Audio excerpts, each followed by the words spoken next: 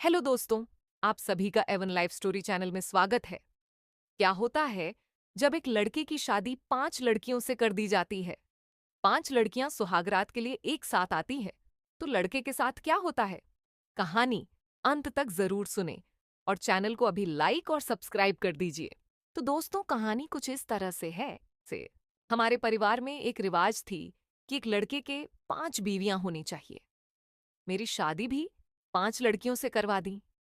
उसके बाद मैं उन पांचों को कैसे खुश रख सकता था? बारी बारी से मैं उन सब के साथ रात गुजारता था। इसी बीच मैं पूरी तरह कमजोर पड़ गया। रात होते ही वो पांचों मुझे जबरदस्ती रात गुजारने के लिए परेशान करने लगती। मैं जैसे तैसे एक रात में उन पांचों को संतुष्ट करता। एक रोज जब मैं कमरे में गया तो वो पांचों एक साथ कपड़े। मेरा नाम महेश है। मेरा जन्म एक पिछड़े से गांव में हुआ था। उस गांव के रीति रिवाज सबसे अलग थे।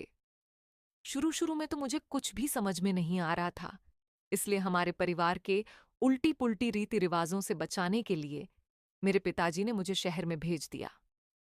वहां पर पढ़ाई करने के लिए मैं शहर में कुछ दिन अकेला रहा, लेकिन वहां पर मेरा मन नहीं लगा, तो मैं वापस अपने गांव में आ गया। अब चिंता का विषय यह था कि उन पिछड़े वर्ग के लोगों के बीच में कहीं मेरी सोच भी उन जैसी ना हो जाए। इसलिए मेरे पिताजी ने मेरे जीवन के लिए अच्छा फैसला लेना जरूरी समझा। दरअसल मेरे पिताजी कुछ पढ़ाई लिखाई किए हुए थे, इसलिए वह इस चीज को समझते थे और वह मुझे भी इस सब से दूर रखना चाहते थे। इसलिए उन्होंने मुझे शहर में भेजने का प्लान बनाया। मेरी बुआ जी शहर में ही ब्याही हुई थी, तो इसलिए वह गांव से अलग ही रिवाज को मानती थी। तभी मेरे पिताजी ने कहा कि क्यों ना मुझे अपनी बुआ के पास भेज दिया जाए, ताकि मैं वहां पर अच्छे से पढ़ाई भी कर सकूं और इस गांव के पिछड़े रीति रिवाजों से भी दूर रह सकूं। इसीलिए मेरे पिताजी ने मुझे मेरी बुआ के पास शहर में भेज दिया। अब मैं वहां जाकर अच्छे से पढ़ाई करने लगा और बिल्कुल शहर की तरह रहने लगा। शहर का रंग ढंग मेरे अंदर पूरी तरह भर चुका था।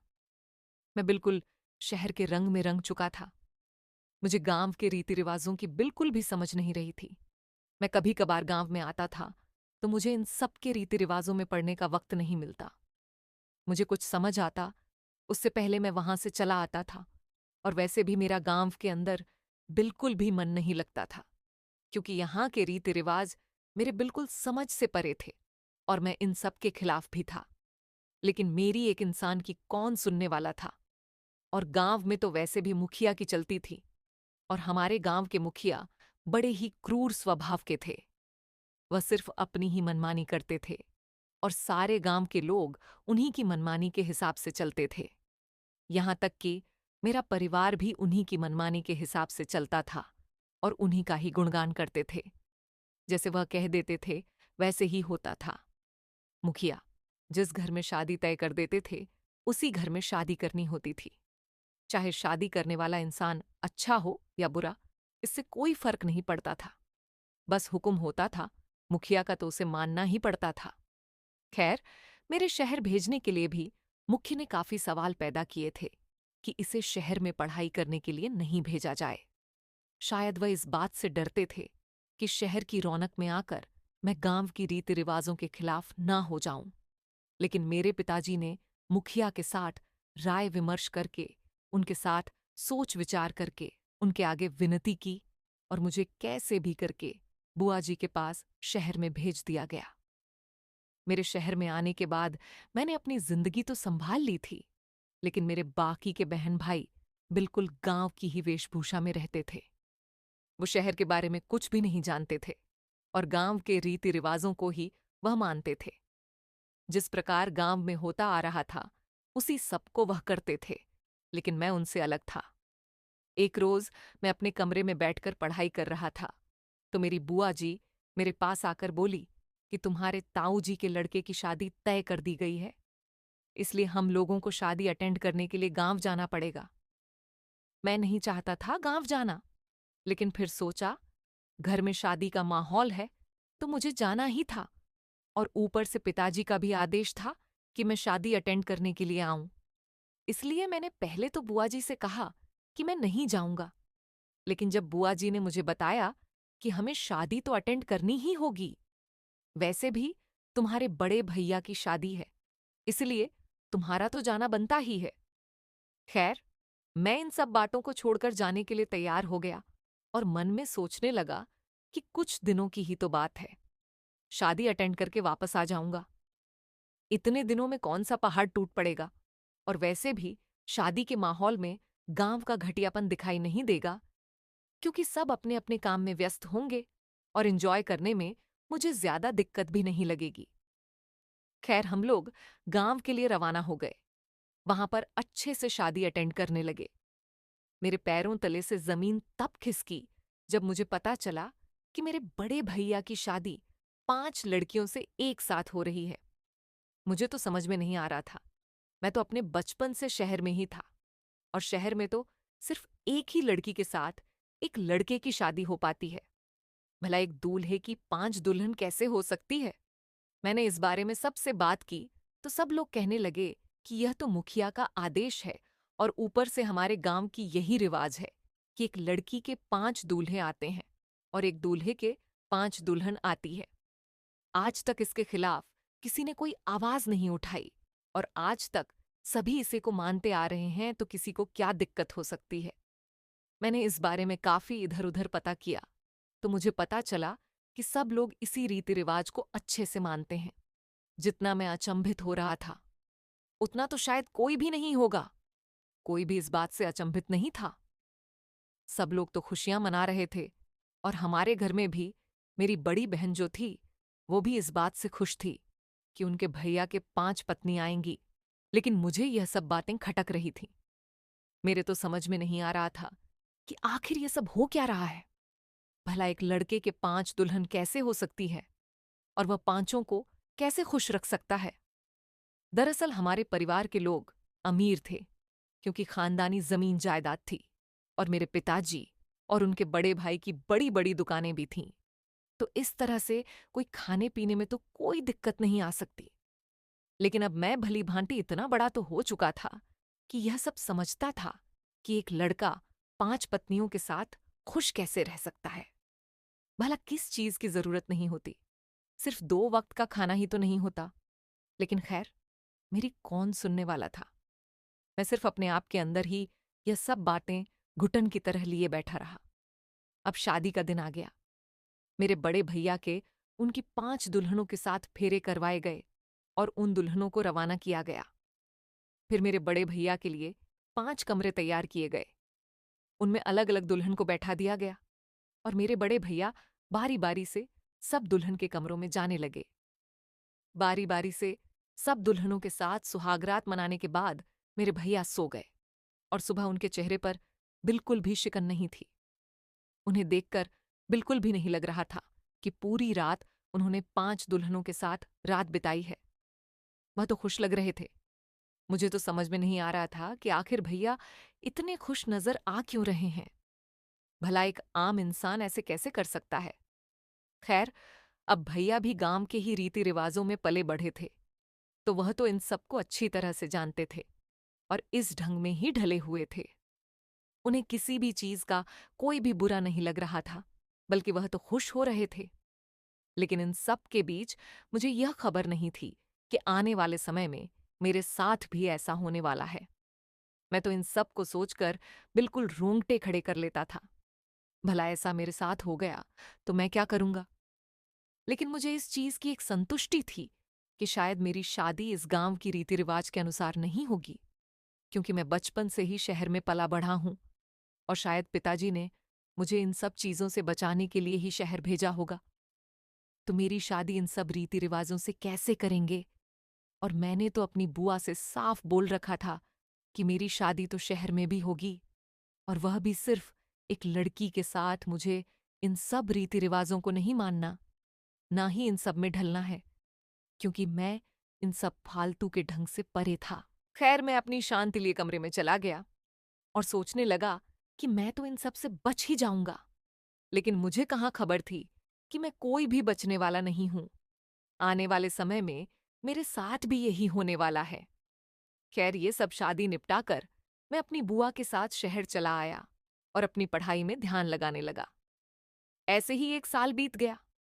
1 साल के बाद मेरे पिताजी शहर में आए। उन्हें देखकर मुझे बहुत खुशी हुई, लेकिन मेरी खुशी तब मातम में बदल गई जब पिताजी ने कहा कि तुम्हारी पढ़ाई तो पूरी हो ही चुकी, अब तुम्हें काम चलाना चाहिए और अपने घर गृहस्थी को संभालना चाहिए। घर गृहस्थी का नाम सुनते ही मेरे तो रोंगटे खड़े हो गए। मुझे तो समझ में नहीं आ रहा था कि आखिर पिताजी किस बारे में बात कर रहे हैं। भला मेरी पढ़ाई पूरी होने से घर गृहस्थी का क्या नाता? और वैसे भी अब तो मुझे नौकरी की तैयारी करनी थी। लेकिन पिताजी कहने लगे कि कोई नौकरी की जरूरत नहीं है। हमारे गांव में इतनी जमीन जायदाद है और ऊपर से इतनी बड़ी बड़ी दुकान चलती है, तो तुम्हें नौकरी करने की क्या जरूरत है? इन सब में काम करना और अपने धंधे को आगे बढ़ाना। लेकिन मुझे तो नौकरी करनी थी। मैंने पिताजी से कहा कि मुझे अगर गांव के ही काम में लगाना था तो मुझे शहर भेजा ही क्यों?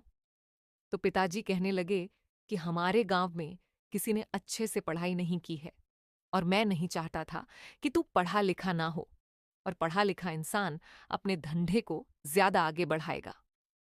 यही सोचकर मैंने तुझे शहर में पढ़ाई करने के लिए भेजा था। और वैसे भी मुखिया जी का कहा कौन टाल सकता है? और अब तो मुखिया जी का कहना है कि महेश की भी शादी कर दी जाए, क्योंकि तुम्हारी सभी बड़े भाई बहनों की शादी हो चुकी है। अब तुम सिर्फ एक ही बचे हो, और अब तुम्हारी पढ़ाई भी पूरी हो चुकी है और उम्र भी शादी की हो चुकी है, तो हमने तुम्हारे लिए लड़की देखना प्रारंभ कर दिया है। इसलिए मैं चाहता हूं कि तुम मेरे साथ गांव चलो और कुछ गांव के रीति रिवाजों को समझ लो, ताकि शादी तक तुझे कोई दिक्कत ना हो। खैर, मेरी कौन सुनने वाला था। मैं वहीं पर दुखी मन से बैठ गया। लेकिन पिताजी ने मेरे कपड़े पैक करवाए और मुझे अपने साथ गांव ले आए। मैंने बुआ जी से भी काफी मिन्नतें की, लेकिन बुआ जी कहने लगे कि बेटा, अब तक तुम्हारा पालन पोषण हम तुम्हारे पिताजी के कहने से ही कर रहे थे। अब अगर तुम्हारे पिताजी तुम्हें गांव में ले जाना चाहते हैं तो इसमें हम कुछ भी नहीं कर सकते। बुआ की भी यही बातें सुनकर मैं बिल्कुल टूट चुका था। अब मैं अपने पिताजी के साथ गांव में आ गया। कुछ दिनों तक तो मेरा मन बिल्कुल भी नहीं लगा। मैं उदास मन के साथ बैठा रहता, लेकिन धीरे धीरे मैं गांव के रंग में रंगने लगा। लेकिन ये शादी वाली बात तो मुझे आज भी खटक रही थी। मैं शादी नहीं करना चाहता था। खैर, अब एक रोज मैं अपने घर पर बैठा था तो मुखिया जी हमारे घर आए और कहने लगे कि हमारी बिरादरी की हमारी रिश्तेदारी में एक अच्छे परिवार में 5 लड़कियां हैं, तो रमेश की शादी उनसे करवा दी जाए। 5 लड़कियों का नाम सुनते ही मेरे तो पैरों तले से जमीन खिसक गई। मैं झट से उठ खड़ा हुआ और बोला कि मैं 5 लड़कियों के साथ शादी नहीं करूंगा। अगर तुम लोग मेरी शादी करना चाहते हो तो एक अच्छी लड़की देखकर शादी कर सकते हो, लेकिन मैं 5 दुल्हनों को इस घर में नहीं लेकर आऊंगा। तभी पिताजी को गुस्सा आ गया और उन्होंने मेरे ऊपर हाथ उठाते हुए कहा कि तुम कब से बड़ों के बीच में बोलने लग गया? क्या यह सब सिखाने के लिए तुझे शहर में पढ़ाया लिखाया था? पिताजी का गुस्सा देखकर मैंने अपनी नजरें झुका ली। सबसे ज्यादा गुस्सा मुझे मुखिया जी पर आ रहा था, क्योंकि उन्हीं की वजह से तो ये सब हो रहा था। गांव के मुखिया होने का वह नाजायज फायदा उठा रहे थे। वह सब लोगों पर अपना ही विचार विमर्श थोपते रहते थे। हमारे गांव में सबसे पहले उनके बेटे के 5 दुल्हन आई थीं। इसी वजह से वह सभी गांव वालों को इसी रीति रिवाज में डाल दिए। खैर, होनी को कौन टाल सकता था। मेरा रिश्ता 5 दुल्हनों के साथ तय कर दिया गया और मेरी शादी भी तय कर दी गई। शादी के जैसे जैसे दिन नजदीक आ रहे थे, मेरे पसीने छूटे जा रहे थे, क्योंकि मैं शादी से बिल्कुल भी खुश नहीं था। आज तक मैंने पढ़ाई लिखाई की थी। सब जगह यही सुना था कि एक लड़के के सिर्फ एक ही दुल्हन हो सकती है, लेकिन हमारे गांव के तो रीति रिवाज सबसे अलग ही थे। मुझे तो यह समझ में नहीं आ रहा था कि कोई इन लोगों को रोकने वाला क्यों नहीं है। और आजकल तो पुलिस भी इतने सटीक हो गई है कि इन सब चीजों को अनुमति नहीं देती है। लेकिन फिर भी हमारे गांव में ये सब चीजें खुलेआम हो रही थीं। कोई इस पर रोक नहीं लगा रहा था। दरअसल वैसे भी मुखिया इतने अमीर थे कि पुलिस वाले उनके यहाँ सैल्यूट करते थे, तो भला पुलिस उनका क्या बिगाड़ लेती। खैर, ऐसे ही दिन निकलते गए और मेरे शादी का दिन आ गया और मेरी 5 दुल्हनों के साथ शादी कर दी गई। मैं दुखी मन से उतरे हुए चेहरे के साथ 5 दुल्हनों के साथ शादी करके घर पर आ गया और घर आने के बाद दुल्हनों का गृह प्रवेश करवाया गया और सब खुशी मना रहे थे। लेकिन मुझे तो अपनी शादी की जरा भी खुशी नहीं थी। हर लड़के के मन में अपनी शादी को लेकर खुशियां होती हैं, लेकिन एक मैं था जो अपनी शादी को लेकर जरा भी खुश नहीं था। मैंने तो अपनी 5 दुल्हनों का चेहरा भी नहीं देखा था कि उनकी शक्ल कैसी है। घूंघट के अंदर उन्हें फेरे दिलवा दिए गए और मेरे साथ विदा कर दिया गया। मेरी तो हमेशा से ही इच्छा थी कि मैं अपनी पसंद की लड़की से शादी करूंगा और उसे उम्र भर खुश रखूंगा, लेकिन यहां तो उल्टा ही हो गया। मेरी खुशी तो किसी को भी नजर नहीं आई। खैर, होने को कौन टाल सकता था। अब अलग अलग कमरों में मेरी दुल्हनों के साथ सेज सजा दी गई। अब मेरी बारी थी कि मुझे अलग अलग दुल्हनों के साथ सुहागरात मनानी थी। इसलिए मैं बारी बारी से सब दुल्हनों के कमरे में जाने लगा और उन्हें संतुष्ट करने लगा। इसी बीच मेरी हालत खराब हो गई। मुझे तो समझ में नहीं आ रहा था कि आखिर क्या करूं। मैंने अपनी दुल्हनों का चेहरा देखा। पहले की 4 दुल्हन इतनी खूबसूरत नहीं थी और उम्र में भी मुझसे बड़ी थी, लेकिन जो सबसे छोटी दुल्हन थी वो दिखने में भी सुंदर थी और उसके विचार भी बहुत अच्छे थे। जैसे ही मैं कमरे के अंदर गया, उसने मुझसे कहा कि तुम थक गए होगे, इसलिए आराम कर लो। मुझे इन सब चीजों की कोई जरूरत नहीं है। उसकी ऐसी बातें सुनकर मैं बिल्कुल प्रभावित हो गया। क्यों भला एक लड़की मुझे इतने अच्छे से कैसे समझ सकती है? इसीलिए मुझे कुछ ही दिनों में सबसे छोटी दुल्हन, जिसका नाम अनीटा था, उससे प्यार हो गया। अब मैं अनीटा के साथ अपनी गृहस्थी बसाना चाहता था, लेकिन हम कर भी क्या सकते थे। बाकी की चारों दुल्हन अनीटा की बड़ी बहनें थीं, तो इसलिए अनीटा भी उन्हें कुछ भी नहीं कह सकती थी। अब तो मेरी दिन ब दिन हालत खराब होती जा रही थी, क्योंकि हर रोज 5 दुल्हनों के साथ संबंध बनाना मेरे लिए बड़ा ही दुखदाई था और मैं शरीर में बिल्कुल दुबला पतला होते जा रहा था। दिन भर काम करना और रात में उन सब के साथ ये सब करना मेरे लिए बिल्कुल ही नामुमकिन जैसा हो गया था। मेरे समझ में नहीं आ रहा था कि आखिर मैं इन सब से पीछा कैसे छुड़ाऊं। लेकिन मेरे घर में सुनने वाला कौन था? कोई ऐसा नहीं था जो मेरी इस बातों को सुन सके। तभी एक रोज मैं अपने कमरे में उदास मन से बैठा था, तो मेरी सबसे छोटी दुल्हन अनीटा मेरे कमरे में आई और कहने लगी कि आप कुछ दिनों से बहुत परेशान लग रहे हैं। भला ऐसी क्या परेशानी है? आप मुझसे शेयर कर सकते हैं। दरअसल अनीटा थोड़ी बहुत पढ़ी हुई भी थी, इसलिए वह इन सब चीजों को समझती थी। मैंने अनीटा को अपनी सारी दुख भरी कहानी सुनाई।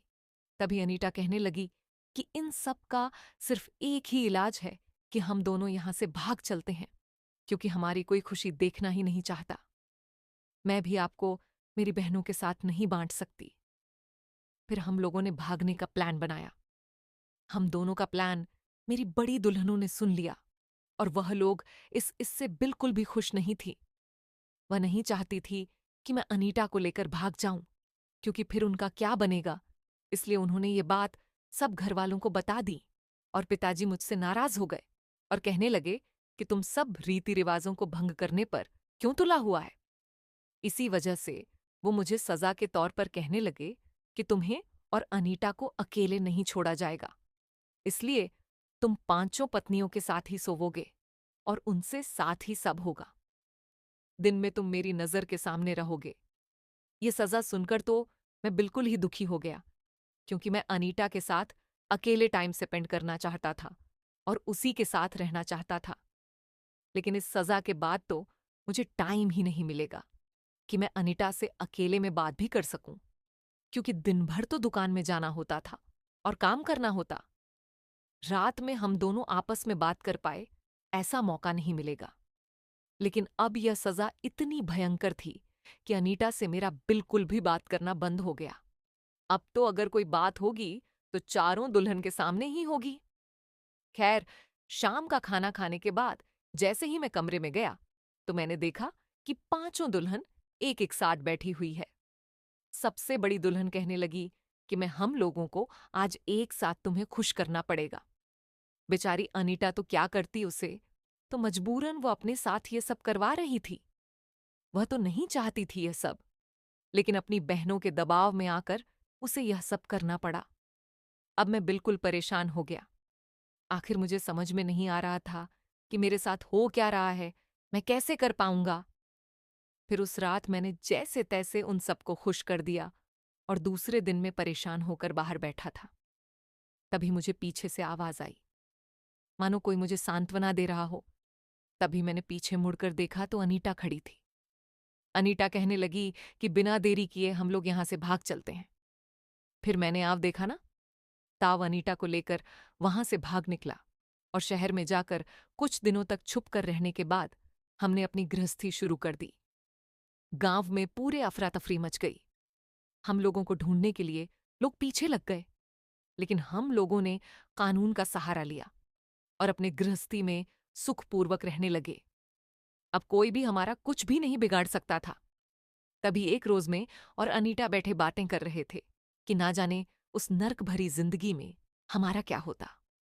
इस गंदे रीति रिवाज के चलते तुम्हारी और मेरी जिंदगी खराब हो जाती। अब मैं तुमसे प्यार करता हूं और तुमसे खुश हूं, इसलिए हम अपनी जिंदगी को हंसी खुशी बीता रहे हैं। तभी हम दोनों ने प्लान बनाया कि क्यों ना हम उस गांव से इस रीति रिवाज को ही खत्म कर दें।